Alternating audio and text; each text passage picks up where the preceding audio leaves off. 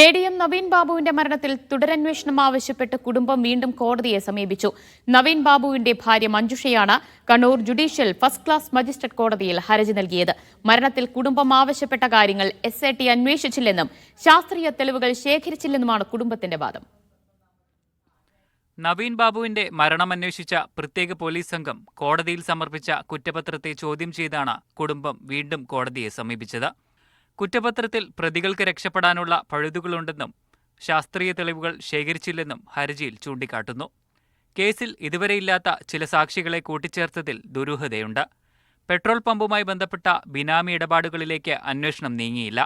ദിവ്യയും പ്രശാന്തനും തമ്മിലുള്ള ഫോൺ സംഭാഷണത്തിന്റെ വിശദാംശങ്ങൾ അന്വേഷണ സംഘം ശേഖരിച്ചില്ല. ആരോ എഴുതി നൽകിയ തിരക്കഥയ്ക്കനുസരിച്ചായിരുന്നു പ്രത്യേക അന്വേഷണ സംഘം സമർപ്പിച്ച കുറ്റപത്രം. അന്വേഷണം ഏകപക്ഷീയമാണെന്നും തുടരന്വേഷണം വേണമെന്നും കുടുംബം ആവശ്യപ്പെടുന്നു. അവരൊരു തിരക്കഥ ഉണ്ടാക്കിയിട്ട് ഇന്ന രീതിയിലായിരിക്കും അതിൻ്റെ എന്തെന്ന് നമുക്ക് തോന്നിയത് കൊണ്ടാണ് ഞങ്ങൾ CBI ഇൻവെസ്റ്റിഗേഷൻ വേണമെന്ന് തന്നെ ആവശ്യപ്പെട്ട് നേരത്തെ കോടതിയിൽ പോയിരുന്നത്. നമ്മളൊന്ന് CDR കളക്ട് ചെയ്യണമെന്ന് ഈ മൊഴികളുടെ വൈരുദ്ധ്യം ഇവരെ തന്നെ വിസ്തരിച്ച് ചോദ്യം ചെയ്തിട്ടില്ല.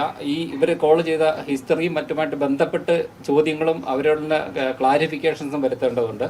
കുറ്റപത്രം സമർപ്പിച്ചതിന് പിന്നാലെ കേസിന്റെ തുടർ നടപടികൾ തലശ്ശേരി ജില്ലാ സെഷൻസ് കോടതിയിലേക്ക് മാറ്റാനുള്ള നിയമ നടപടികൾ നടക്കുന്നതിനിടെയാണ് തുടരന്വേഷണം ആവശ്യപ്പെട്ട് കുടുംബം കോടതിയെ സമീപിച്ചത്.